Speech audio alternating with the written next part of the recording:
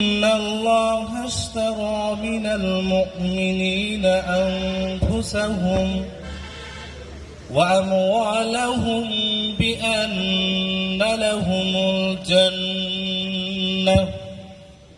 يقاتلون في سبيل الله فيقتلون ويقتلون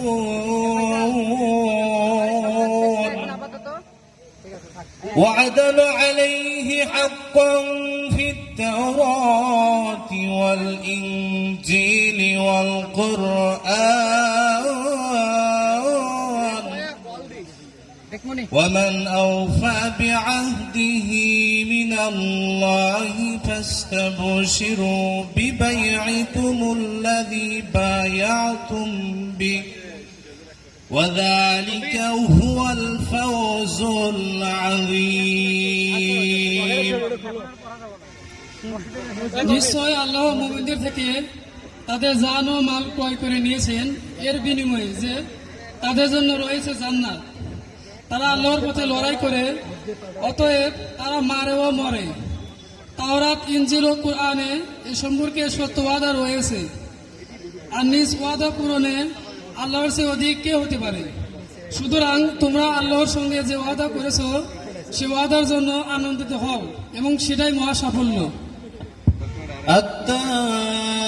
التائبون العابدون الحامدون السائحون الراكعون الساجدون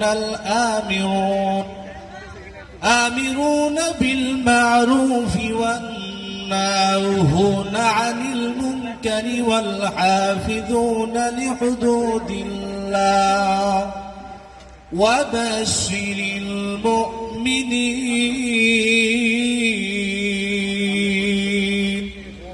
صدق الله العظيم। মহাসাফল্য কাদের জন্য আল্লাহ সুবহানাহু ওয়া তাআলা পরবর্তী আয়াতে তাদের বর্ণনা দিয়েছেন।